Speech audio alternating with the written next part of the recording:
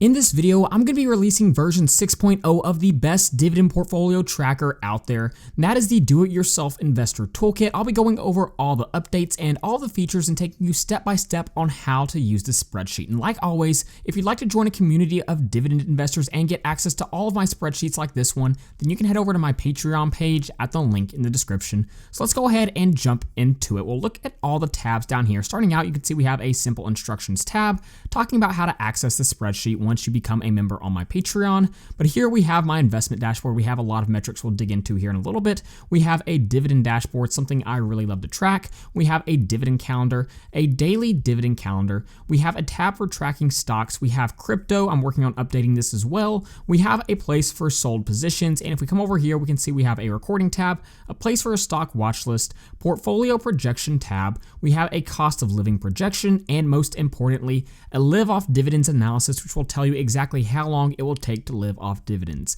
Now, again, I know what you're thinking, that was a lot to take in, but the good news about this spreadsheet is much of the process is completely automated. So let's go ahead and start breaking out how to use this spreadsheet. And the first thing I would tell you to do is let's go over to the stocks tab. I'll go ahead and zoom in a little bit so we can start to dig in what's going on here. Here you can see we have our symbol, shares, and our purchase price listed. Right here is really where all the magic happens for the spreadsheet. Because look at all this data over here. This data here is basically what fills out all the other data in the spreadsheet automatically. You can see we have dividend metrics, we have things like industry, total return, lots of gain metrics as well. But if we come over here, all we have to do to plug in this data is plug in the stock we bought. So for example, let's say we bought Coca-Cola, say we bought 10 shares at $50 a share. I'll hit enter. You can see all of this data right here has automatically loaded in. And if we jump over to my investment dashboard, we can see Coca-Cola is now reflected on all of these charts. We have Coca-Cola showing it's making up 15% of my portfolio. We can see my cost versus market value for Coca-Cola, $500 cost with a market value of $589. We can see the growth of our Coca-Cola stock up over 57%. It's now represented in our stock allocation by industry. It's represented in our gains chart over here as well. And it's also represented in our allocation chart. Now stocks makes up a larger amount. We can also see our total holdings has been updated as well. So again, much of this process is completely automated. And if we jump over to the dividend dashboard, we can see Coca-Cola is reflected here as well. Right here, it tells us exactly how much dividend income we'll be making every single year from Coca-Cola. We can see our yield on cost with Coca-Cola, and we can see our dividend income by industry has been updated as well. All of these metrics as well get updated automatically. We can see our average monthly dividends, all-time dividend income, and expected yearly dividend income have all updated. So again, much of this process is completely automated. So it's a really easy spreadsheet to use in that sense. You can pull a lot of metrics extremely quick just by plugging in the holdings into your stocks tab. Now let's go ahead and dig into some of the other features. Again, we have a dividend calendar. One of my favorite things about this tracker is the dividend calendar, and I'll show you why here. If we go ahead and zoom in, one of the things a dividend calendar can do is show you exactly how much dividend income you've made each month and how much total dividend income you've made from each position, but most importantly, it shows you how your dividend income can grow over time. Again, personally, I'm a dividend growth investor, so I can see dividend raises because I increase my contributions, those companies that I hold increase their dividend payouts, and because I reinvest dividends. And because Realty Income pays out dividends every single month, they are a great example of visualizing this over time. For example, you can see in this example, we have January 2022, I made around $5.83 from Realty Income, but because this company continues to increase the amount it pays out in dividends, it increases every single month. And this is easily visualized with a dividend calendar. So again, dividend calendar is something every single dividend investor should be using. Again, we also have a daily dividend calendar now. I'll go ahead and zoom out just a little bit more so we can take this all in. But for example, we can see my 2022 dividend calendar right here. It tells us exactly how much dividend income I received on each day and what my highest day for that year was. 2023 dividend calendar does the same thing, obviously, for 2023 and 2024. And I've already plugged in some example data. So let me talk about how the dividend calendar and the daily dividend calendar works. If we come over here, you can see there is a tab called the dividend/portfolio recording tab. It's actually a fairly simple tab. It looks a little bit messy, but again, pretty simple. All you have is your dividend payments tab, your portfolio value tab, and your projected annual dividend income tab. So again, very simple. All you have to do is at the end of each month, you'll come over to your investment dashboard, look what your portfolio value is, and then you'll come over here and plug in that number onto our dividend portfolio tab. right here, and all the other charts will update automatically. You do the same thing with your projected annual dividend income. If we come over to my dividend dashboard, you can see right here we have the projected annual dividend income. You would just plug that in to our dividend portfolio recording tab right here. And then we have our dividend payments right here. This will be a little bit longer, but again, it's a pretty automated process. You'll just plug in the dividend payments you received right here. You have your month and year, you have the stock you received dividends from, the amount, and the date. And once you've done that, your dividend calendar will automatically fill in, and so will your daily dividend calendar. So let's go ahead and look at a quick example. Let's go ahead and jump over to my dividend portfolio projection tab. And let's say I just received a dividend payment in March of 24. I'll plug in March 24. Let's say I received the dividend payment from Realty Income, stock ticker O, and it was a payment of $40. Now I just need to plug in the date. We'll plug in 3/15/24. I'll hit enter, and if we jump over to my dividend calendar, we can see here's Realty Income. If we scroll over, right here, that $40 has already populated here for March of 24, and here's the $40 total. And if we jump over to my daily dividend calendar, we can see that $40 has automatically populated as well, showing up on the 15th, the date that we received it. So again, it's a pretty easy process to handle all 4 of these tabs. Now let's go ahead and start breaking out these other tabs because there's a lot more capabilities of the spreadsheet. Again, we have a stock watch list tab. This is actually something I don't use quite as much, but it can be extremely handy if you're someone who's wanting to keep track of some stocks in Pacific. So for example, we have some stocks I've listed here. All you have to do is, let's say we want to put Verizon on our watch list. We'll plug in VZ and hit enter, and you can see all of this data will automatically load in. A lot of important metrics I would personally want to know when looking at a stock. We have things like dividend, the yield, and the payout ratio as well. And what's really cool about this is if you're a member of my Patreon, you can use my stock valuation spreadsheets to find the intrinsic value of these companies. So what you can do is you can come right here. Let's say I think the intrinsic value of Verizon is, for example, maybe $40 per share. Again, this is just an example, but I'll hit enter. And based on the margin of safety you plug in right here, it will give you a buy signal or it will not give you a buy signal. So for example, let's say with a 10% margin of safety, I can plug that in and hit enter.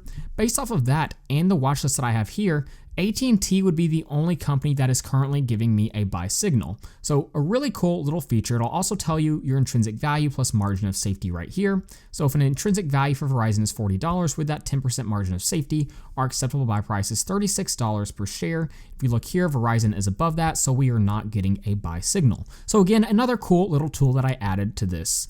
Now, let's go ahead and jump over to the portfolio projection tab. I get questions about this pretty often, but this is one of the most powerful tools in the entire portfolio, but it's actually not that hard to use. So basically what this does is it projects out what your portfolio would look like 10, 20, or even 30 years from now, and will help you decide how far away you are from living off of dividends. So let's go ahead and take this in. You can see we have a tab for starting portfolio size. Right here, you would just plug in your portfolio size. We have price growth right here, and your dividend growth rate. Now this is where the projection comes in. I'll talk about this here in just a second.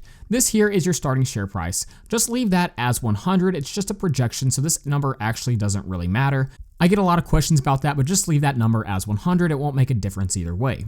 Now right here we have our contribution, and you can decide if you're going to do a monthly or lump sum contribution. Most people contribute monthly to their portfolio, so I have it auto set to monthly. But again, if you're wanting to make a one-time lump sum investment, you can select lump sum right here, and this spreadsheet will automatically update to reflect that. Let's go ahead and keep it monthly for now. And again, let's say I'm planning on making a $1,500 monthly contribution to my portfolio. Now right here, we're going to plug in the starting dividend yield for my portfolio. We'll just say it's 3.5%. Now again, let's go ahead and talk about the price growth rate and the dividend growth rate.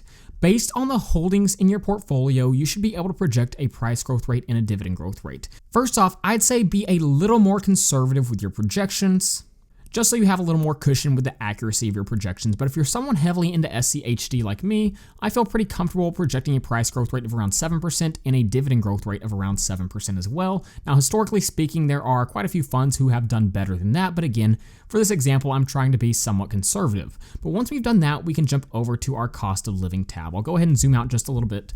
And this is a pretty simple tab. All you have to do is plug in your monthly cost of living right here and your projected inflation rate over a 30-year period. So this will be the average. And on average, over the past few decades, it's sat somewhat close to 2%, every now and then closer to 3%. Obviously, in the past few years, we have seen it be quite a bit higher than that. we go ahead and plug in your projection here. And based off of this, we can see how our monthly cost of living changes over a 30-year time period. So if our cost of living right now is $4,250 a month, with 2% inflation in 30 years, our cost of living will be sitting at around $7,700. So now we have our cost of living charted out, and now we can do our live off of dividends analysis. And basically, this is just telling us how long it will take for us to live off dividends based off of our portfolio projection and based off of our cost of living. And so this is an extremely handy tool. And here it is charted out. You can see where the red line crosses the black line. That's the point at which we would be able to live off dividends. And it's broken down in pretty good detail over here. I'll go ahead and zoom in, and you can see we basically have a tab saying the year, date, our monthly cost of living, our monthly dividends.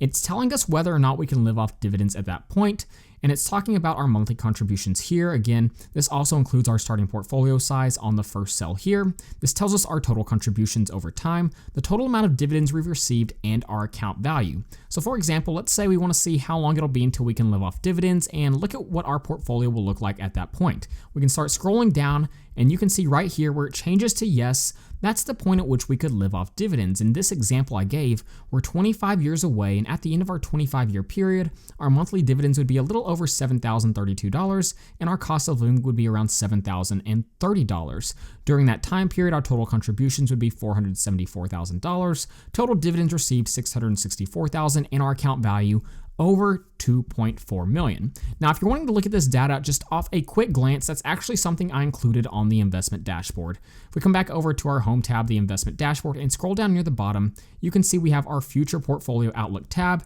It's telling us our yearly dividends at different time periods, our total dividend income, and our portfolio value. What's really cool about this is you can toggle between if you don't reinvest dividends over this time period or if you do.